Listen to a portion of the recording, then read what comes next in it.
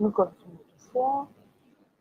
I have had to redo this training here on YouTube because I still cannot understand what's happening with my new account where we currently have all of those videos uploaded. Um, yeah, so that's what's going on. When it is sorted, the original video will be restored. Okay, so hi, welcome to 4. This is business setup 2. Last week we had business setup 1, and I believe that by now you have created um, your your client avatar. You have created your branding for your business. You basically also have your social media pages created and all of that. So let's get into business setup 2. Here we're going to talk about your portfolio.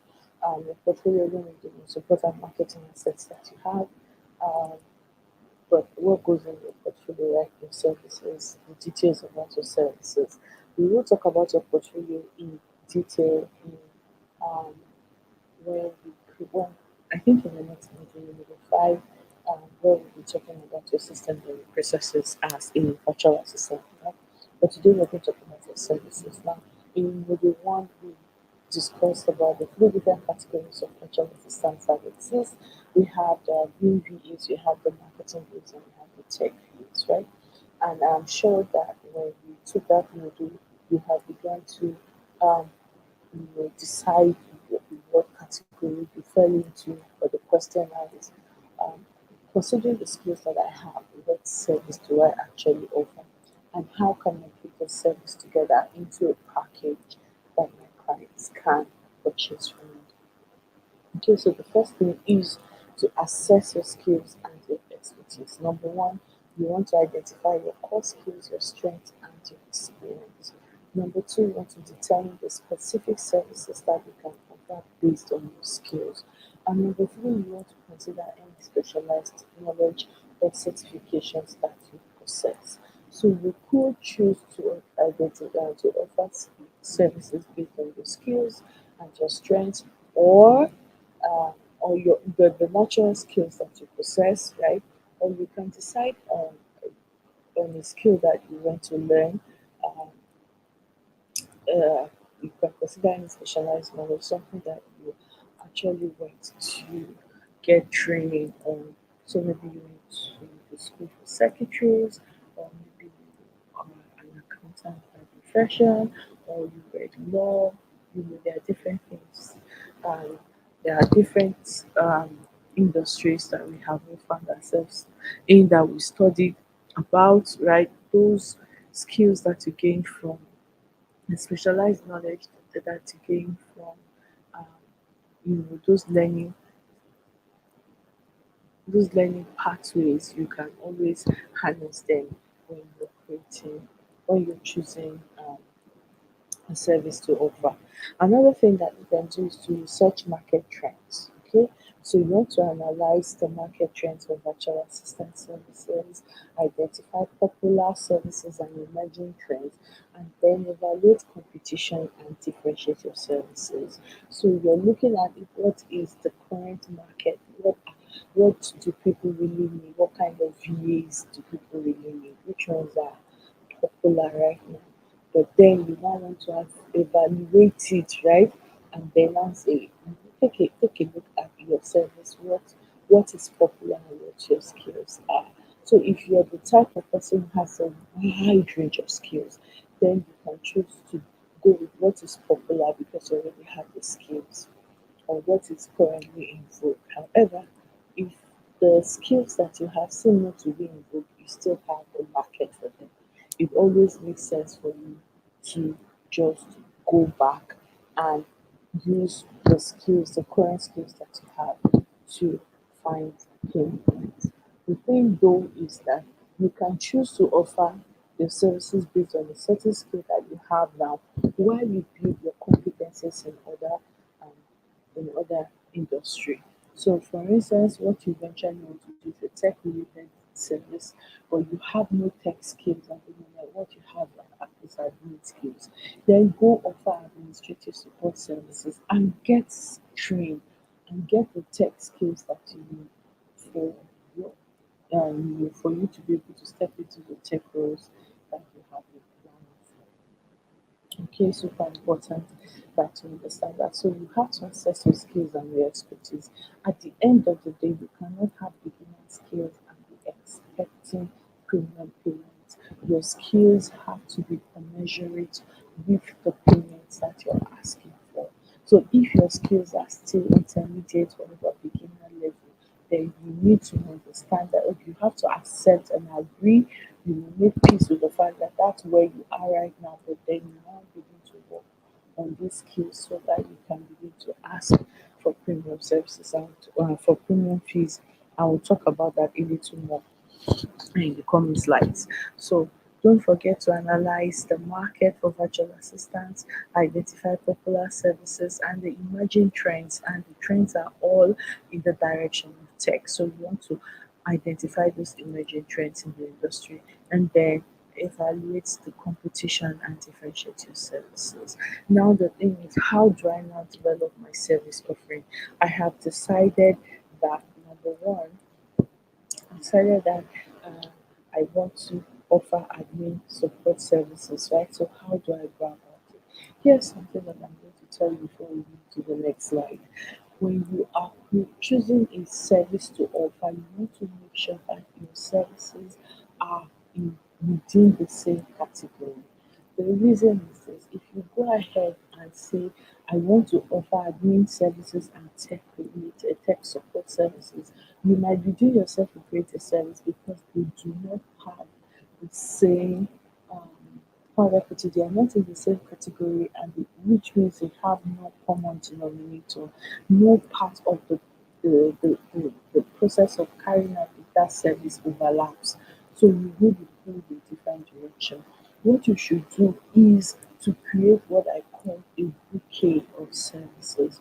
So you want to look for the services that you can offer in your category and put them together as a bouquet or a cocktail of services and offer that. Okay. So if you find yourself having skills in the marketing department, for instance, you can choose to say, okay, so I offer social media management services, ads creation, and content creation or copywriting.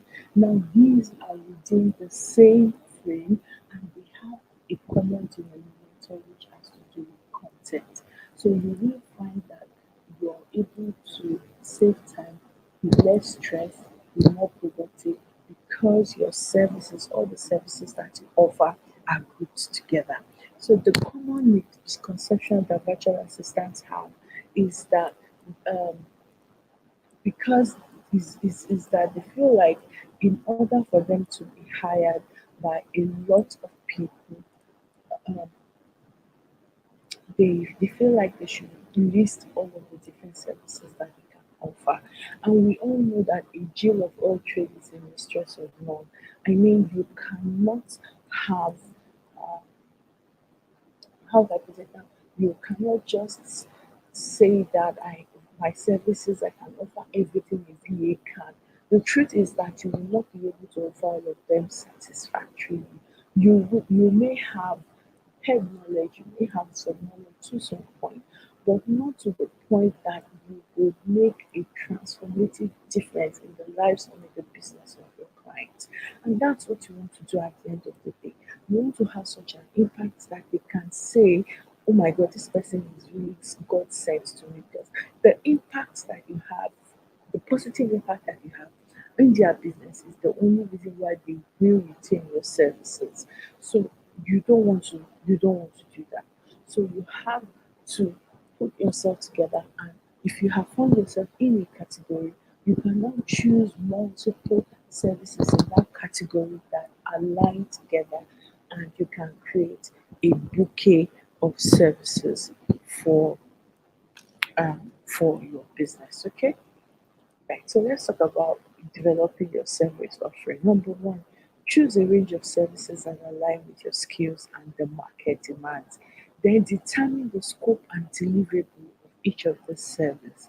You now need to consider bundling services for increased value and then define additional benefits. benefits.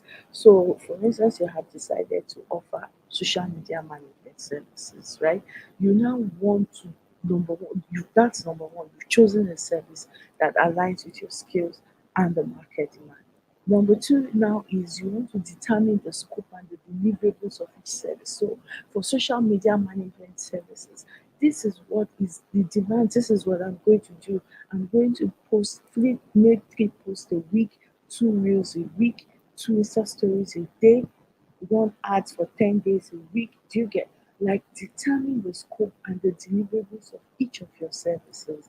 Very important. This is a very defining part because you basically have to take apart what makes your service applicable or um, there's a word I'm going to use that makes it attractive to your clients, right? So, what do they need? You have to break down the scope and the deliverables of each service. Then you may now consider bundling services for increased value and define any additional benefits. So, you can say for social media management, right? I offer social media management services, but for a little extra more, I will create copy for your emails, right? Or maybe I will create reels or I will run your ads. But do you get so you now want to now look for services that are complementary and bundle them to your original service so that it has an increased value. Very important. So someone saying to me, how do I now create my portfolio when you're so how do I now create my services for my portfolio, right? So what you could do is you should always create options when you're bundling your services together. Have what is basic, then add a little extra to the basic and call that one standard or premium. So you can say, okay, what I want to have is as a social media manager, I want to have 3 different offers. The first offer is 2 posts a week, blah blah blah blah blah. List it. That's your basic, right? And then list the amount. But for 20K extra, I will increase the volume of posts and then add some other thing. So what you're doing is adding you're bundling services together to increase the value of your standard so that you can charge a little more. So you now have your standard has its features, then you now have your premium with its own features, and maybe your platinum with its own features. Do you get? The same thing goes for admin people. So for 10 hours a month, this is what I will do for you, right? Or you get 10 tasks, you get so amount of hours, you get for part two, you get everything in for package two rather, you get everything in package one, but with a little extra. Because you have to give humans the opportunity to choose. And 8 out of 10 times they will choose the premium. So what it means is that if you're not offering them premium as an option, you're leaving money on the table. And a lot of times, the extra service that you're bundling on the existing service really may not cost you that much, right? But you're making a little extra money. Okay, so that's how you do it. You determine the scope and the deliverables of each service and make that your standard or your basic, or let's just say your first tier of the first tier of your package. Then you now look for it's something complementary that will work with your basic scope, right? You bundle it together so that it increases the value and you charge a little more for that as option B. So you have option A, you have option B, you can go ahead and do option C too. And so you basically just have options like that. So that's how to put your services into it. I can't do that for you because at the end of the day, we have all sorts of people. We have the admin guys, we have the tech guys, we have the the what's it called? Why am I forgetting? We have the admin marketing guys. And they're the most important people. The marketing guys, right? And so you basically know what's in your industry, what is expected of you. Break it down that way, and then you create a standard and bundle extra services on it, increase the value, and offer it for a little more. Okay, so let's talk about packages and pricing in detail. So decide on the pricing structure of your service. Number one, you have to decide on the pricing structure that works best for your business and your clients. Common pricing models for virtual assistant services include hourly, which doesn't work in West Africa or even in Africa in general. Project-based pricing, which is usually the type for one-off businesses, or retainer packages, which basically works best for social media managers or ad creators, or a combination of this. So I have had a client who I offered a project-based pricing, but he also put me on a retainer. So it all depends on the service that you're offering. Every model has its pros and its cons, so choose the one that aligns with your service offering and client preferences. At the end of the day, your client preferences is what matters, and your service offering, just as it is not the same with everybody, the way that you would offer your business, you would also price your business would not be the same way as everybody. However, I can tell you for free that we do not get paid by the hour in this part of the world. So charging your clients by the hour is dicey because one, we have we have trust issue here because they cannot really track and see this is how many hours you really worked for. How do you count the hours that there was no light or no internet? Do you get all of these different issues? Makes it it becomes it begins to play with your integrity, right? So you don't want that. So your pricing should either be project based, or they put you on a retainer or a combination of this. So a retainer is like a recurring payment kind of thing, right? Alright, so you want to consider such factors as your expertise, your market rate, and the value you're providing, your experience, how good are you at this? Grade yourself honestly, right? Then look at the market rate and then think also about the value that you're providing. So you want to assess the value that you bring to your clients through your skills, experience, and the results that you can deliver. Consider the impact your services have on their business, such as time saved, increased productivity, or revenue growth. These values should be reflected in your pricing. But you should also know that you can only request premium payment for advanced skills. I cannot say that enough. You cannot have mediocre skills and ask for premium payments because that is what other fees are asking for. You have to make sure that your asking fees is commensurate with your skills. And nobody says that that's how much you have to continue to charge. When you get better, you can always upgrade or update your pricing. So determine any pricing tiers or options based on on service complexity or add-ons. So when you're creating your tiers, like I said, you talk about the service, you've created the standard service, and then your add-ons, which are the extras that you're putting on it, right? The ones that you are bundling on it, you have to consider all of that. Okay, I already spoke about this. I've forgotten this slide to say. So create pricing tiers or service packages to cater to different client needs and budgets.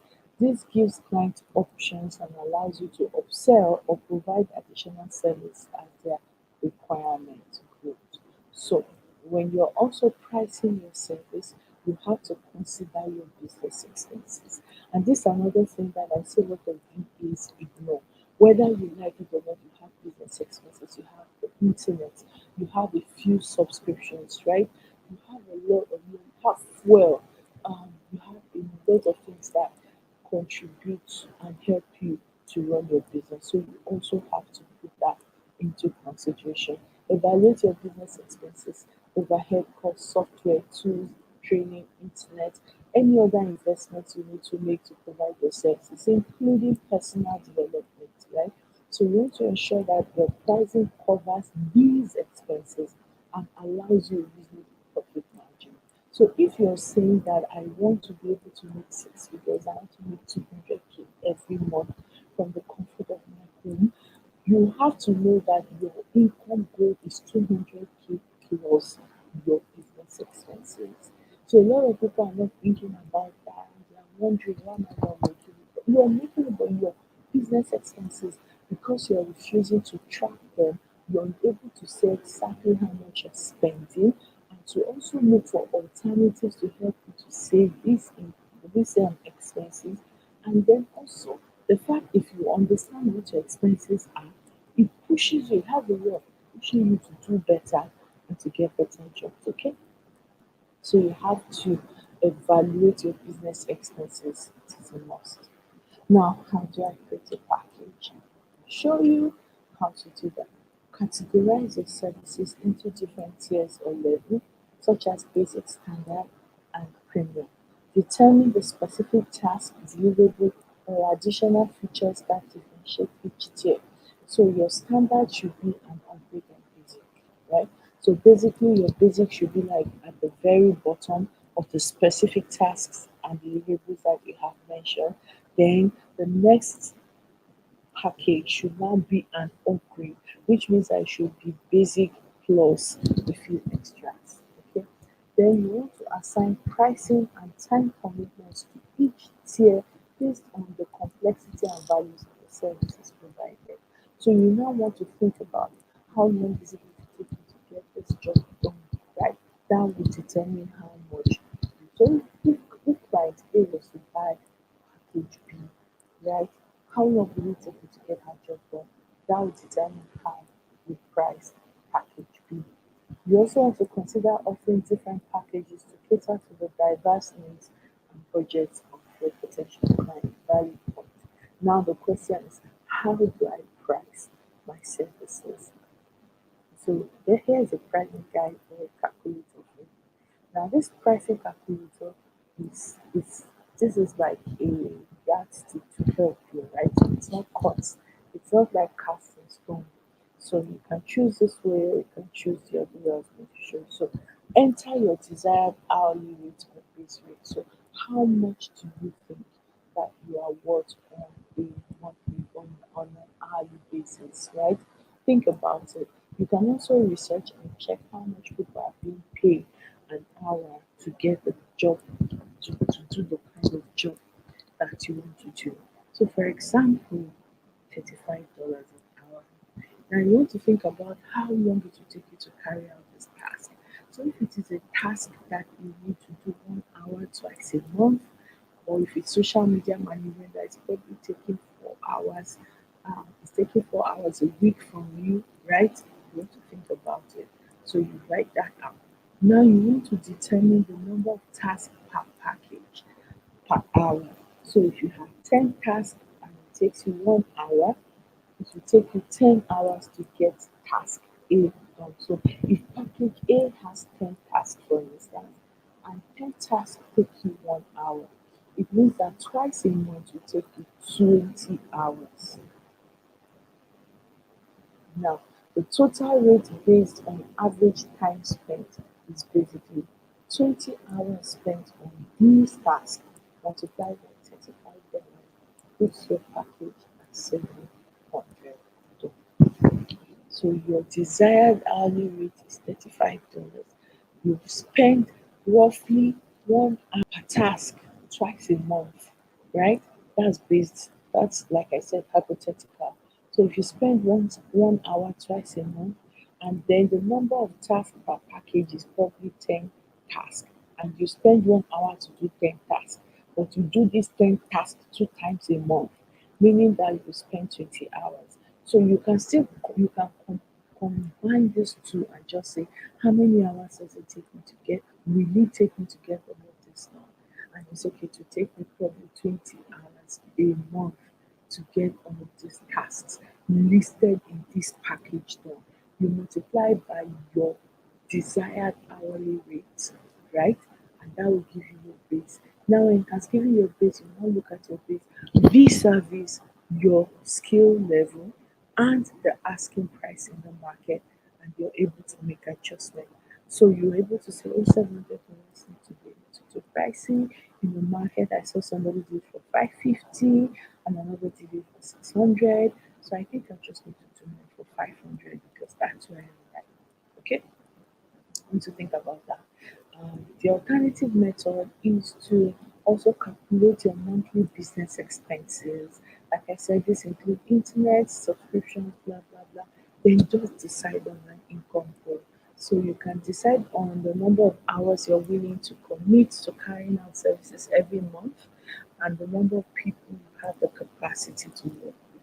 So for instance, your business expense um, so the formula is your business expense plus your income goals divided by the number of clients.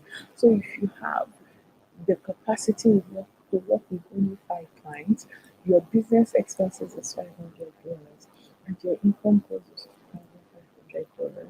What it means is that your cheapest package is $600.